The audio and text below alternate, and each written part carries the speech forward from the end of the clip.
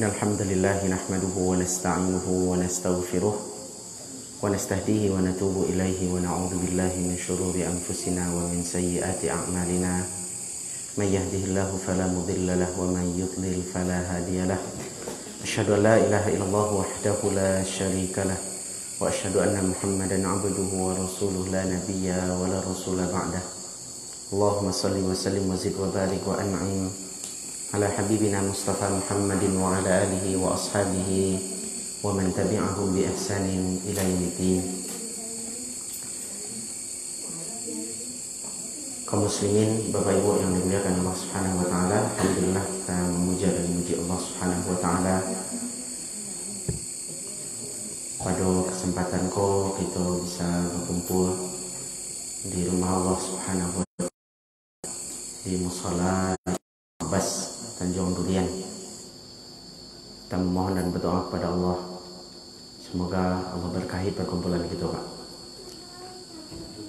Allah berikan kita ilmu yang bermanfaat.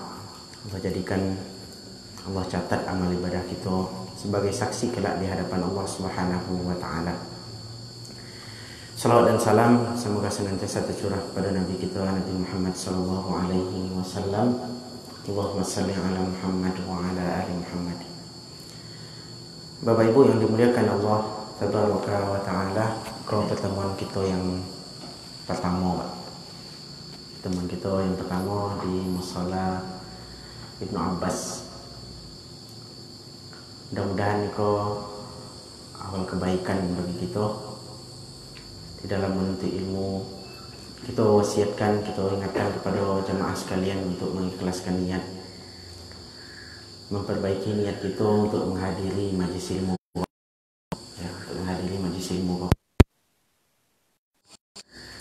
Sekedar menghadiri atau maisi kita hadir di siko ada tujuan, Pak. Tujuan yang mulia hendaknya, yaitu untuk mengharapkan ridha Allah Subhanahu wa taala. Bukan hanya sekedar kita hadir pulang tapi tidak membawa apa-apa. Kau dapat ilmu yang kita tuntut itu, Bapak Ibu sekalian, babakeh dewa, ada bakehnya dewa. Ilmu yang kita tuntut itu ada pengaruh baiknya, dampak baiknya dalam kehidupan awak. Jangan sampai sekian tahun kita menuntut ilmu, Bapak Ibu sekalian, di mana pengajian kita hadir di siko, hadir di situ, tapi ilmu tu tidak meresap ke dalam diri awak. Ilmu tu tidak memiliki buah. Jemaah yang dimuliakan Allah Subhanahu wa taala, maka kita menuntut ilmu untuk mengangkat kebodohan dari diri awak.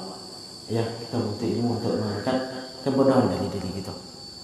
Kita menuntut ilmu untuk memperbaiki hubungan kita dengan Allah Subhanahu wa taala. Itu tujuan apa? Sehingga awak hadir tu bukan tak main-main awak hadir. Kita hadir tu memang untuk mengharapkan ilmu. Harus ada yang kita peroleh ketika pulang dari majlis. Harus ada pengaruh baiknya kok dapat dalam kehidupan awak. Bila sekian tahun menuntut ilmu, ibadah awak masih belum teratur. Masih ibadah lama juga. Apa maksudnya ibadah lama kau, Bapak Ibu sekalian? Ibadah yang kita dapat ketika CD dulu, ya, ketika disuruh mengaji, ya model itu saja yang awak dapat, tanpa ada perbaikan, tanpa, kadang dulu kalau di musola mengaji, disuruh mengaji, kadang hadir kadang indah, pas giliran beribadah bacaan solat libur, ya lah sekian lama. Jadi bekal yang awak buat tu hanya itu saja. Kini awaklah pengajian, Bapak Ibu sekalian. Maka kita perbaiki seketik-seketik. Kita perbaiki seketik-seketik. Ibadah yang awak lakukan kok dapat memang sesuai dengan tuntunan Nabi awak. Ya, kita ibadah yang kita lakukan kok berdasarkan tuntunan syariat. Jangan hanya sekedar membawa lagi dipelajari tapi tidak diamalkan. Lah mempelajari tentang, contoh mempelajari tentang solat, mempelajari tentang wudu awak, bagaimana cara berwudu, bagaimana cara bersuci, bagaimana cara solat dengan baik, mengetahui kaifiah-kaifiahnya dengan baik. Ternyata kita tidak memperbaiki hal demikian. Tidak ada perubahan dalam ibadah kita dah. Tidak ada pengaruhnya dalam ibadah kita. Alias hubungan kita dengan Allah masih sama sebelum menuntut ilmu dengan sesudah menuntut ilmu. Maka takutnya kita Bapak Ibu sekalian orang-orang yang merugi di dalam menuntut ilmu. Maka kami ingatkan kepada diri kami pribadi dan juga jamaah sekalian, perbaiki ibadah kita kepada Allah. Dan dengan ilmu kau kita perbaiki pula ibadah kita dengan hamba-hamba Allah, dengan makhluk Allah. Bahawa muamalah kita dengan orang tua, bahawa muamalah kita, hubungan kita dengan anak, bahawa hubungan kita dengan pasangan hidup kita. Kau dapat itu diperbaiki seketik-seketik sehingga ada athar buah dari ilmu yang kita peroleh. Bapak Ibu yang dimuliakan Allah Subhanahu wa taala, maka targetkan Pak kita hadir di siko. Kalau ada pengajian rutin kita insyaallah tadi menarik ya. Bisa membahas tentang fikih. Ya sudah kita bahas tentang fikih, bahas tentang tauhid. Kok bisa kita tahu tahapan-tahapannya itu? Seketik-seketik kita catat, ya, kita amalkan. Jemaah yang dimuliakan Allah Subhanahu wa taala, karena ilmu tanpa amalan itu tidak bermanfaat. Nanti kita akan ditanya oleh Allah Subhanahu wa taala. Kita akan ditanya oleh Allah Subhanahu wa taala ilmu yang telah kita peroleh itu amalkan enggak? Ada enggak pengaruh baiknya di dalam kehidupan kita? Kalau enggak ada, jemaah sekalian yang dimuliakan Allah, itu termasuk orang-orang yang rugi, yang akan dituntut oleh Allah Subhanahu wa taala kelak. Jemaah yang dimuliakan Allah, insyaallah temuan kini kita membahas bahasan yang ringan. Itu berkenaan dengan wasiat perpisahan Rasulullah sallallahu alaihi wasallam. Pembahasan kita adalah wasiat perpisahan Rasulullah sallallahu alaihi wasallam. Jemaah yang dimuliakan Allah, kalau baca itu tentang wasiat, biasanya anda fikir dah Pak, warisan berupa harta nak, wasiat ko orang ko bawa wasiat tanah, bawa wasiat rumah, wasiat kendaraan. Biasanya wasiat tu yang terfikir di banyak awak adalah yang sifatnya bentuk, ada nampak bendanya, ada wujudnya. Kini kita membahas tentang wasiat Rasulullah sallallahu alaihi wasallam. Ketahuilah jemaah sekalian yang dimuliakan Allah, wasiat Rasulullah itu ternyata tidak nampak dengan kasat mata, tidak bisa diambil kerana tidak berbentuk benda, ya. Kemudian akan tetapi yang dimuliakan jemaah yang dimuliakan Allah Subhanahu wa taala, wasiat Rasulullah kalau kita pahami dengan baik, ini langsung menancap ke dalam diri kita, Pak.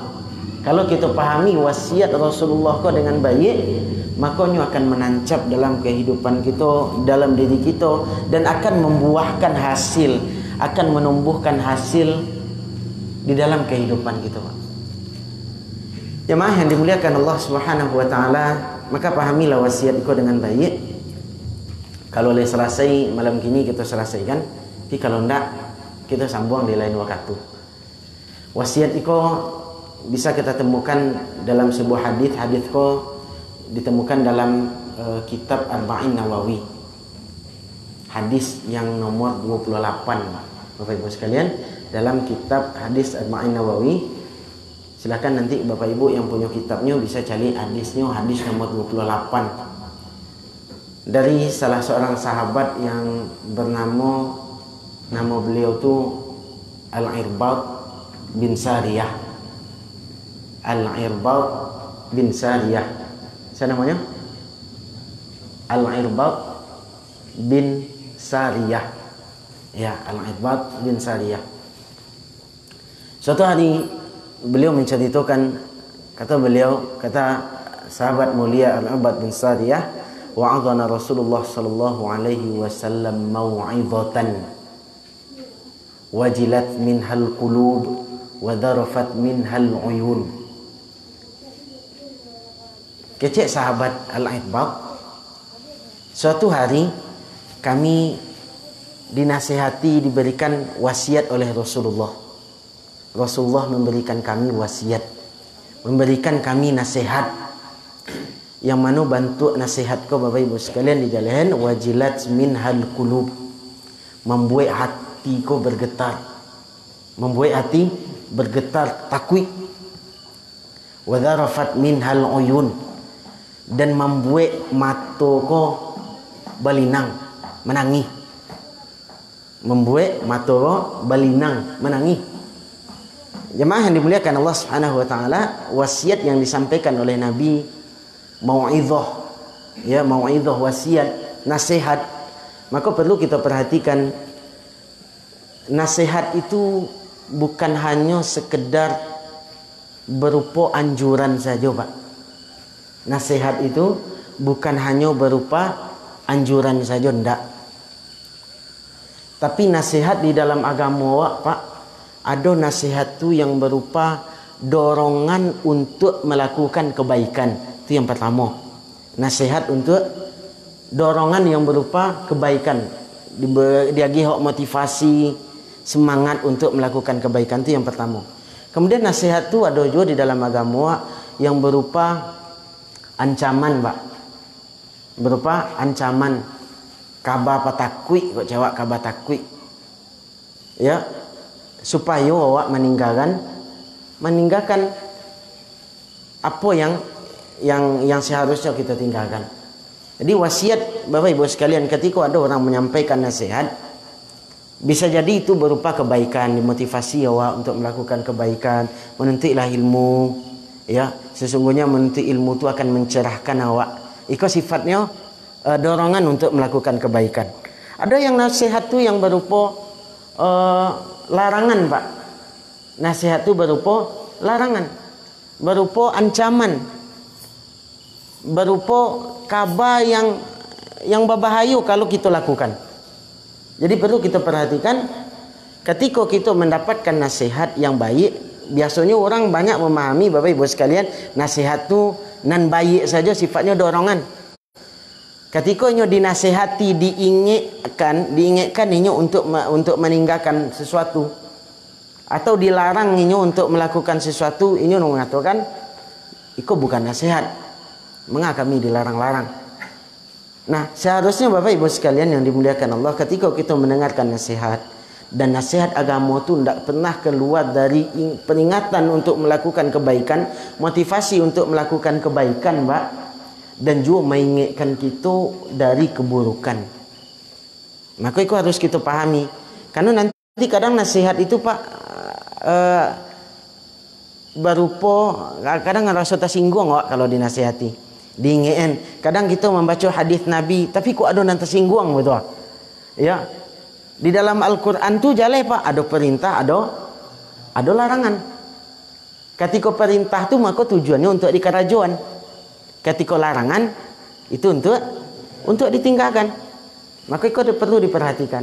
Sehingga apa? Ketika kita mendapat nasihat kebaikan, ketika kita mendengar nasihat yang berupa dorongan untuk beramal, maka kita semangat untuk beramal. Ketika kita mendapatkan nasihat yang berupa ancaman, peringatan, kabar patakui, ya, maka kita berusaha untuk meninggalkan dan menjauhi. Kalau kita lah tak dorong ke situ, ala bakubang dengan maksiat contohnya, larangan dari maksiat, kita jatuh kepada maksiat tersebut, maka jangan dikatakan orang menasihat kau terlalu kareh. Ya, kadang kita ketika dinasihati, Pak, ikut tak boleh dah, Pak, ikut tak boleh dalam agama, jangan lo dilarang-larang lah. Ya, jangan lo dinasihati lah. Dulu dia makan karak daripada orang mayung. Saya kan ada itu. Ya, dan berbagai macam alasan. Maka ketahuilah jemaah yang dimuliakan Allah Subhanahu wa taala, wasiat itu, nasihat itu ada yang berupa kebaikan, untuk dorongan kebaikan berupa amalan, ada yang berupa ancaman, peringatan dari berbuat maksiat. Maka itu perlu diperhatikan. Karena nanti ketika pengajian jemaah sekalian, ada peringatan-peringatan hadis Nabi yang disampaikan. Kalau kita tidak siap untuk menerima ancaman tadi, ya tidak siap kita untuk menerima ancaman, menerima kabar-kabar yang melarang kita dari perbuatan buruk, takutnya nanti pengajiannya hanya sekedar kalau ustaz itu yang Malaysia lain mah, tu le cocok di selera awak tu, hanya le ndak kau nyinggung awak tu doh. Padahal ustaz tidak ada niat untuk menyinggung loh. Contoh, salah satu contoh Pak. Di dalam Al-Quran tu Pak, Allah kecen wa'budullaha wa la tusyriku bihi syai'a. Si Allah, sembahlah Allah. Iko nasihat untuk apa Pak? Untuk melakukan atau untuk larangan? Melakukan. Wa'budullaha, sembahlah Allah. Kemudian setelah itu tiba larangan Pak. Tiba larangan wala tusyriku bihi syai'a, dan jangan engkau melakukan kesyirikan, jangan melakukan kesyirikan seketik pun. Nah, kalau orang tidak namuh menerima nasihat Pak, tiba di nasihat yang kedua biasanya agak membantiang klep kau seketik. Ya agak membantiang se. Tapi kalau le disuruh beribadah saja, suruh rutin beribadah, itu semangat tu. Tapi ketika diingatkan ini tentang keburukan, amalan keburukan, perbuatan dan buruk, biasanya banyak yang membantiang Pak. Mencuki kada orang saya kata Joy. Biasanya seperti itu. Ya, kada orang saya nanya cuki. Penyakit orang nanya sabitnya. Ya, orang yang beriman bukan demikian ketika menerima nasihat Pak. Coba perhatikan wasiat yang disampaikan oleh Rasulullah sallallahu alaihi wasallam.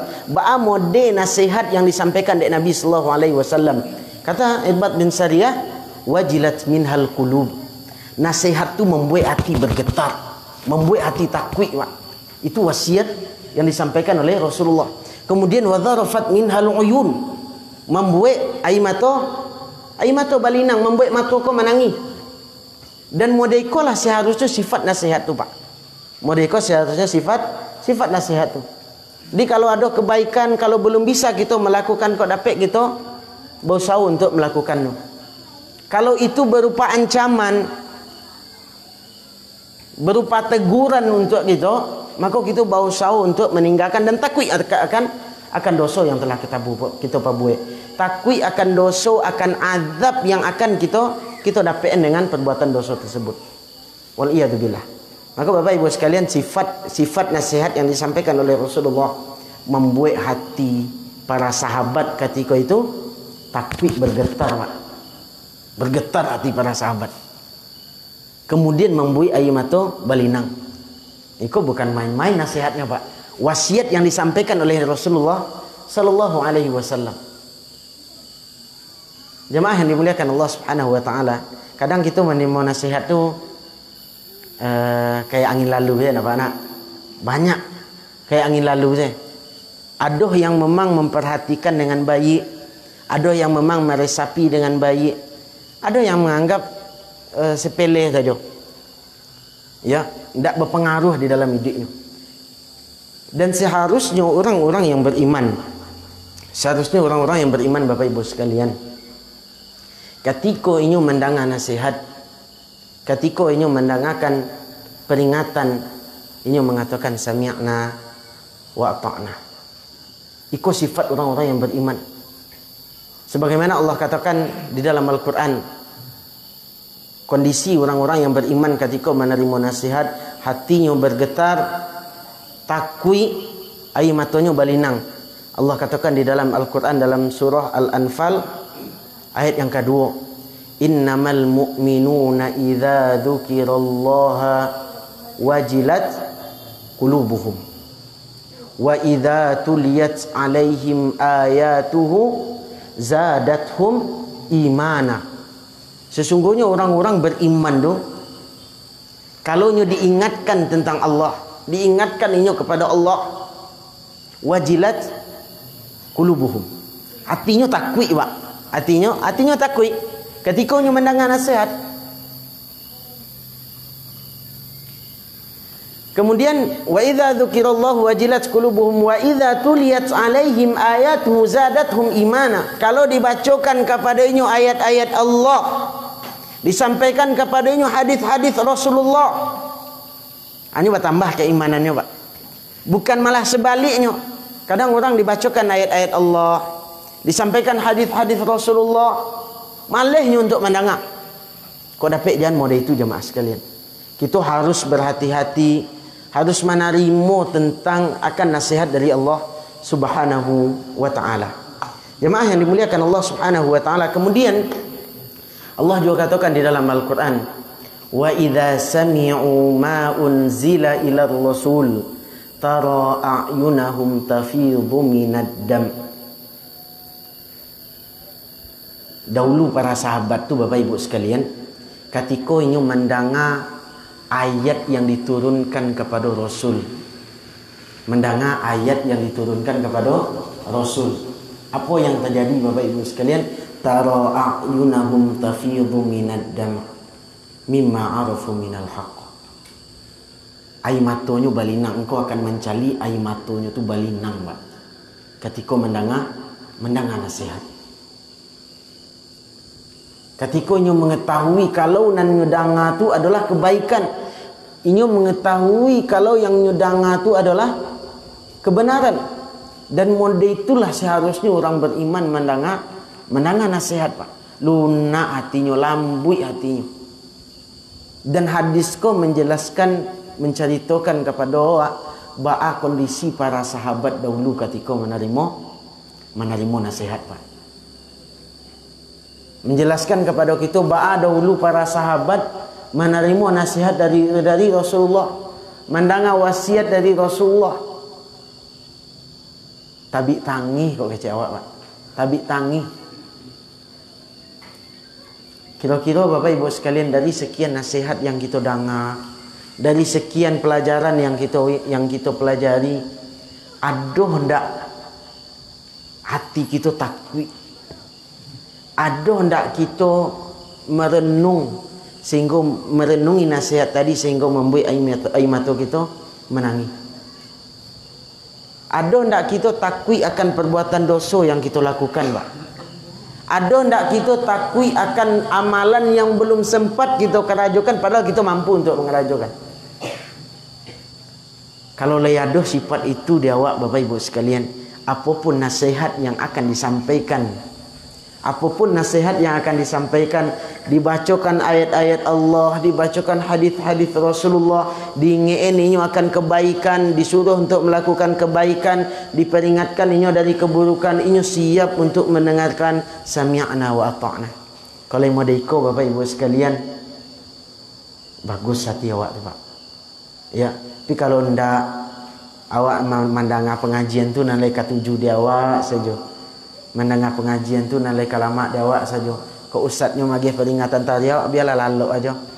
Atau kau ustaz tu besok, biarlah awak dak usahlah pengajian. Ustaz tu meninggung awak panjang ah. Kau dapat jangan model itu jemaah sekalian. Harus siap kita menerima. Karena masih banyak agama kau yang belum kita pelajari. Masih banyak agama kau yang belum kita ketahui. Bahkan beramal gitu Bapak Ibu sekalian, kalau ilmu saja belum kita ketahui. Bah kita akan beramal dengan baik kalau mendengarkan nasihat tidak namuh. Bah kita akan beramal kalau kita mendengarkan nasihat anti dengan nasihat. Kalau kecil orang kampung menggarutok hati, ya menggarutok hati. Kalau mendengar nasihat, kalau diberikan peringatan, banyak yang tidak senang. Jemaah yang dimuliakan Allah Subhanahu Wa Taala. Kemudian Nabi Sallallahu Alaihi Wasallam, para sahabat ketika mendengar hal demikian, para sahabat meminta kepada Rasulullah Sallallahu Alaihi Wasallam. Kata para sahabat tu, ya Rasulullah, ka'annaha mau'izatu muwaddi'. Wahai Rasulullah, deklah membuat para sahabat lah membuat hati takut, membuat air matanya balinang. Makanya Rasulullah, para sahabat meminta kepada Rasulullah, ya wahai Rasulullah, sepertinya itu adalah wasiat perpisahan. Maka berikan kami nasihat. Apa nasihat atau wasiat Rasulullah yang pertama Bapak Ibu sekalian? Nasihat Rasulullah yang pertama adalah usikum bitaqwallah. Saya wasiatkan kepada kalian agar senantiasa bertakwa kepada Allah Subhanahu wa taala. Jadi wasiat Rasulullah yang pertama apa? Wasiat takwa, untuk bertakwa, Pak. Ya, wasiat Rasulullah yang pertama adalah wasiat takwa, menyuruh kita untuk bertakwa. Jemaah yang dimuliakan Allah Subhanahu wa taala, hamba Rasul ndak asing lai bahasa takwa ko dawak nak nak. Lah setiap hari mungkin kita mendengar. Lah dari ketek itu ndak asing bahasa takwa tu lai. Ya, bertakwa kepada Allah, menjadi orang-orang yang bertakwa. Lah sering kita mendengar bahasa takwa. Jadi seolah-olah ndak asing di telinga lai. Tapi jemaah yang dimuliakan Allah Subhanahu wa taala, tuntutan dari takwa tadi bukan hanya sekedar acok mendengar, Pak. Tuntutan dari takwa tadi bukan hanya sekedar acok mendengar. Tapi apa aplikasinya di dalam kehidupan awak? Apa dampaknya takwa tadi di dalam kehidupan awak? Jemaah yang dimuliakan Allah Subhanahu wa taala, yang mana takwa ko adalah wasiat Rasulullah, sering disampaikan oleh para khutbah, para khatib Jumat tu, Pak. Itu tiap khatib ini harus berwasiat dengan wasiat takwa. Bahkan salah satu rukun khutbah Jumat tu, Pak, salah satu rukunnya adalah wasiat takwa. Kalau ada yang tidak berwasiatnya, maka boleh makmum untuk mengingatkan. Ya, untuk mengingatkan. Itu membuktikan Bapak Ibu sekalian pentingnya takwa tadi. Tapi kadang Bapak Ibu sekalian acok awak mendengar setiap pakan, mungkin kau nak ke setiap hari, setiap pakan, setiap hari Jumaat kita mendengar wasiat takwa. Tapi kasihan nak kadang Bapak Ibu sekalian, baru malam sampai wasiat takwa tu biasa orang kebanyakan di hari Jumaat itu menganya. Tu ah. Ya, alum sampai wasiat takwa tu disampaikan dek khatib le, Pak. Hanya lama rukuk kepala orang. Lama naku.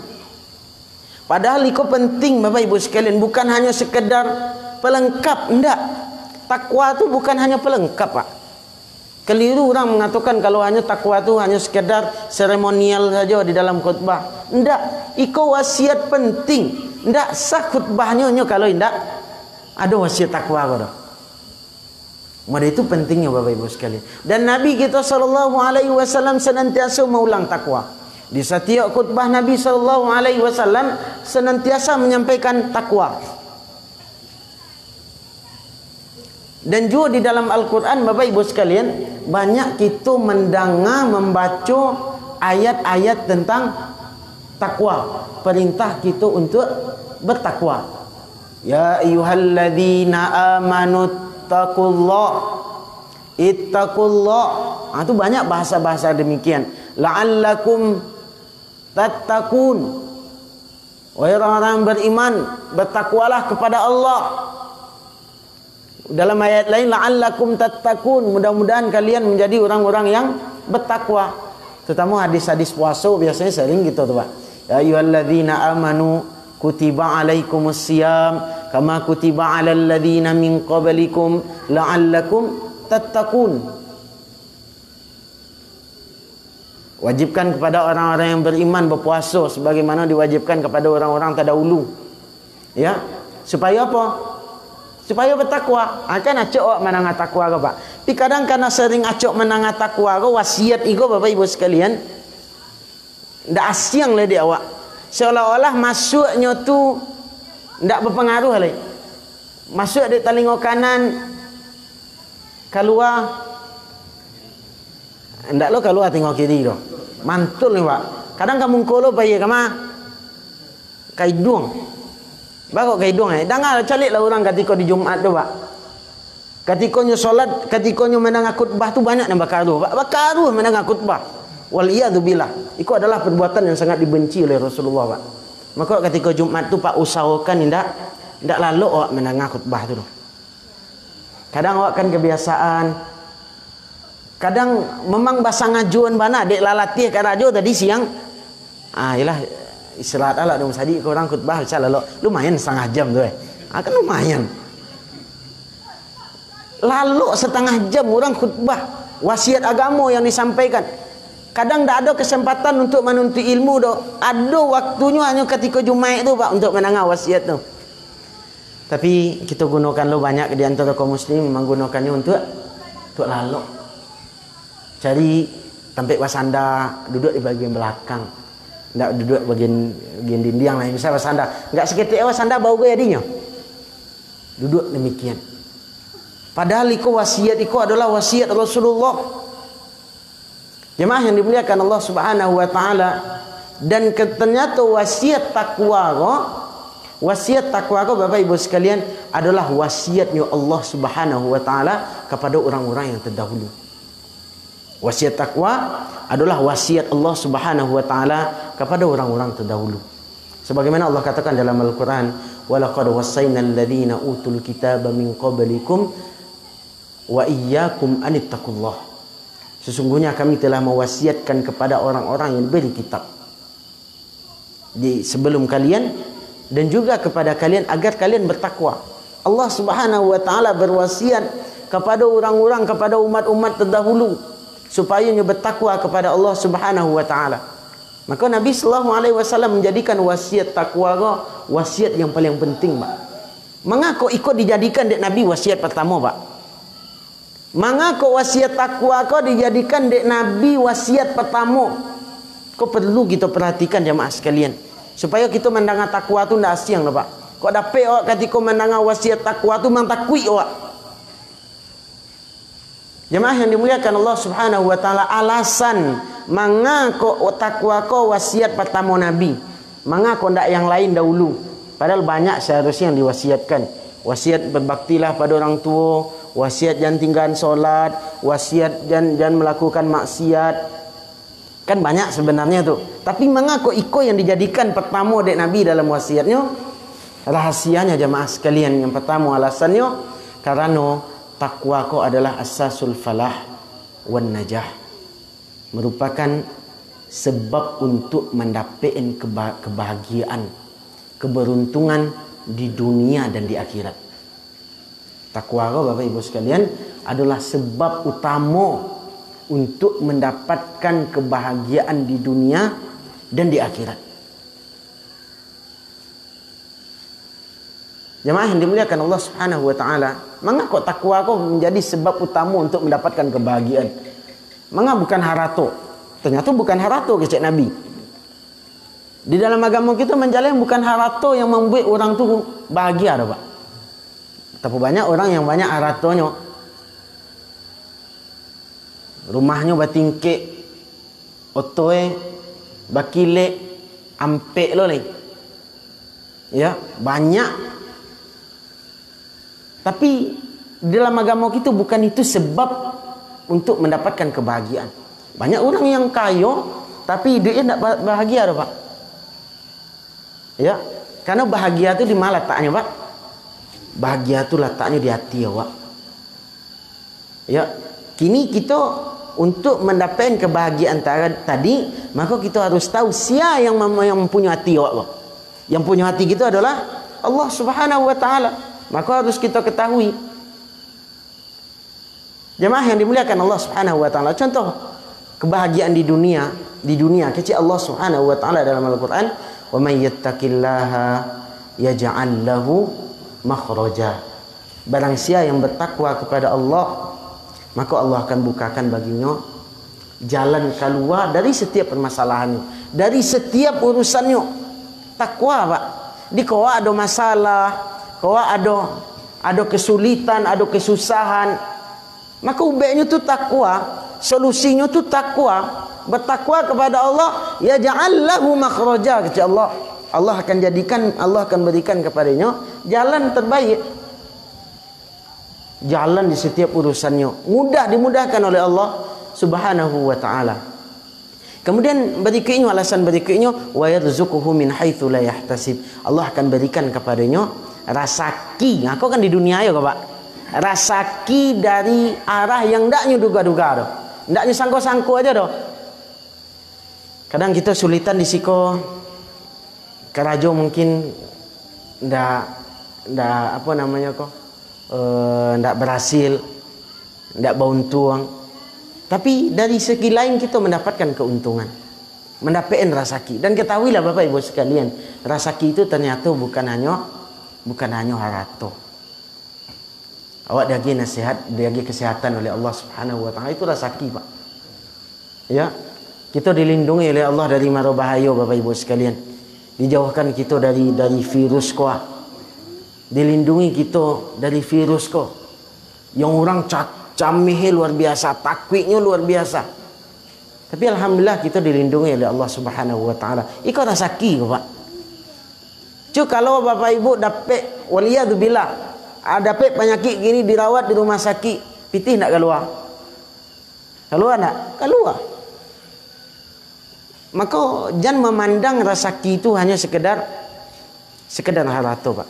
Bapak Ibu bisa datang ke siko, Bapak Ibu sekalian. Bisa awak menghadiri pengajian, ya, itu adalah rasaki dari Allah. Ilmu yang Bapak Ibu peroleh, yang Bapak Ibu catat doa, ilmu yang Bapak Ibu amalkan, itu rasaki itu, Pak. Maka perlu kita, kadang orang terlalu sempit memahami makna dari rasaki itu. Tak dapat merasaki gini dah. Kok mamukek misalnya, seketik mau dapat rasaki gini. Kok manggaleh berarti seketik mau dapat untung gini. Ya, kok kaladang pun mau itu ya. Bahasa ladang ini, seketik rasaki gini kok. Padahal ini sehat, ikut rasaki yang luar biasa Bapak Ibu sekalian. Kemudian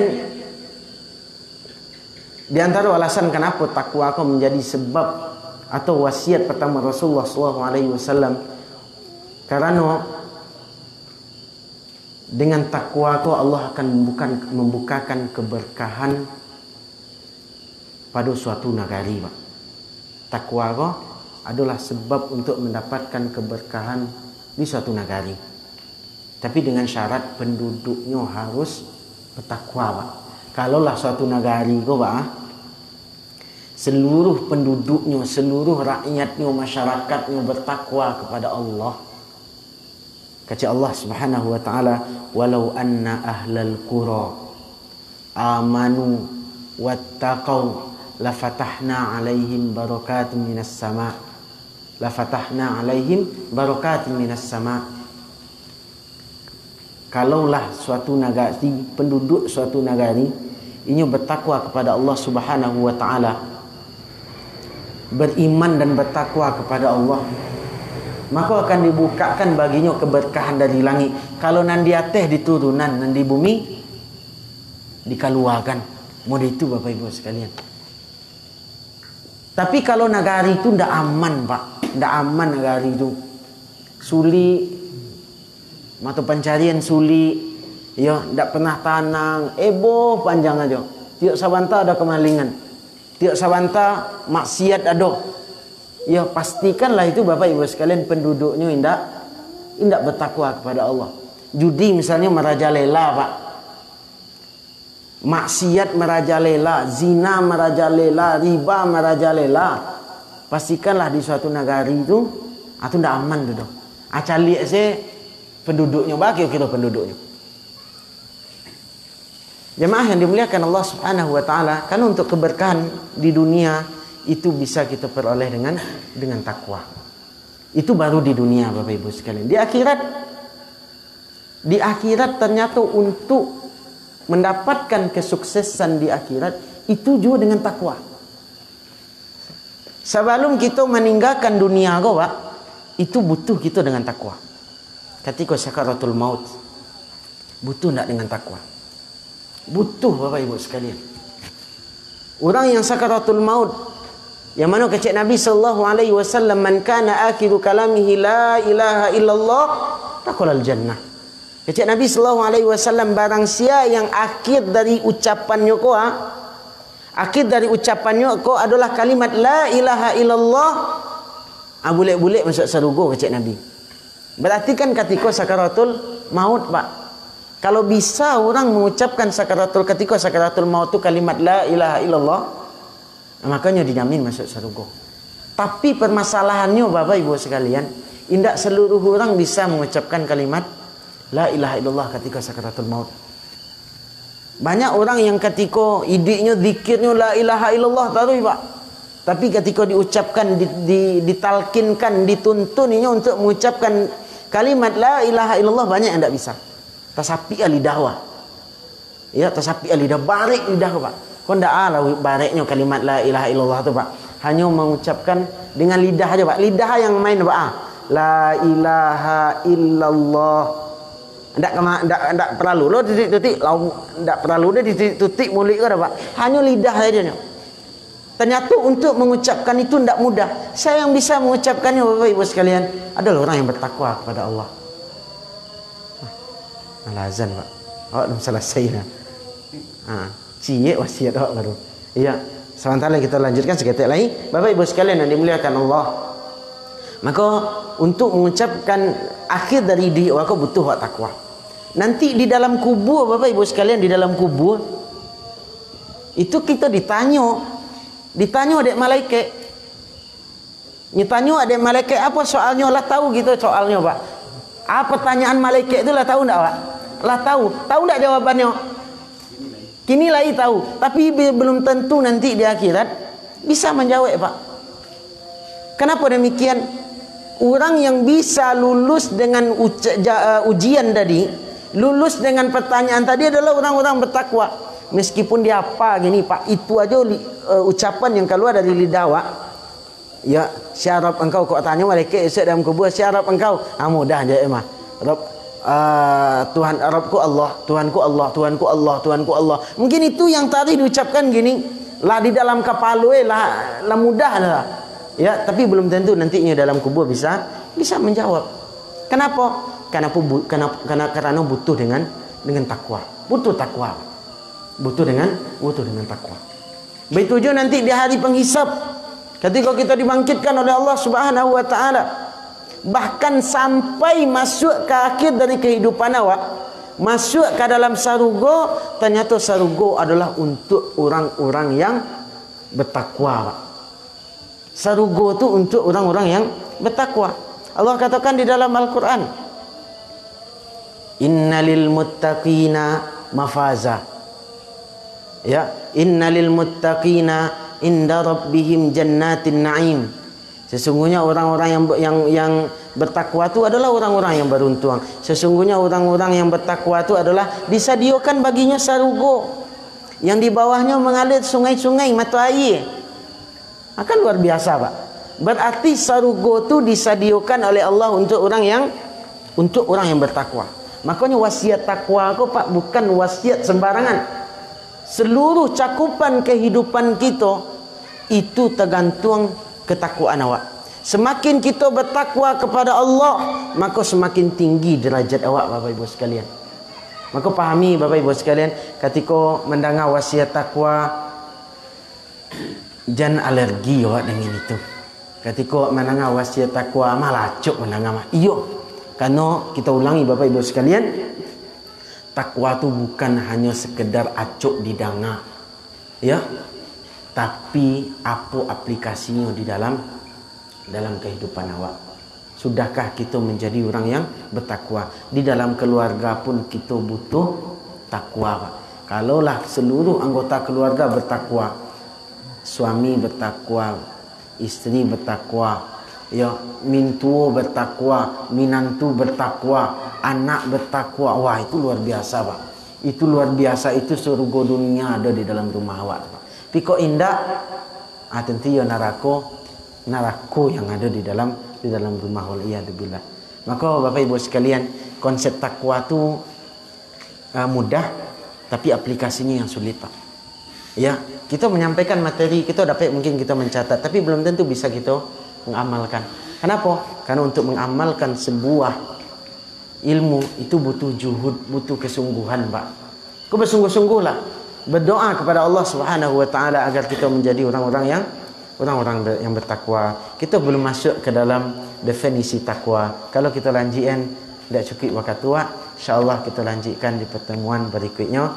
Mungkin bisa kita sampaikan. Ada pertanyaan, pakai pertanyaan. Mbak Abu.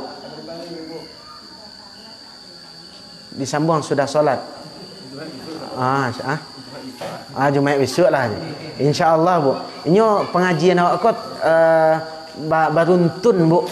Ya, bersambung tadi. Jadi kok dapat jangan tinggal awak. Dapat kok tinggal cie. Besok pengajian petang ya tak menyambung loh. Di pengajian kita usahakan meruntun sampai selesai. Kau baru cik dan cik kalau selesai dia. Iko bukti Bapak Ibu sekalian banyak dari ilmu agama yang harus kita pelajari. Mungkin kau dulu yang kita sampaikan, bisa kita sampaikan Bapak Ibu sekalian. Mudah-mudahan Allah jadikan kita orang-orang yang bertakwa. Amin ya rabbal alamin. Insyaallah besok kita akan mengetahui apa itu takwa. Wassallallahu ala nabiyina Muhammad wa ala alihi wa ashabihi ajma'in. Kita tutup dengan doa kafaratul majlis. Subhanakallahumma bihamdika asyhadu an la ilaha illa anta astaghfiruka wa atubu ilaik. Wassalamualaikum warahmatullahi wabarakatuh.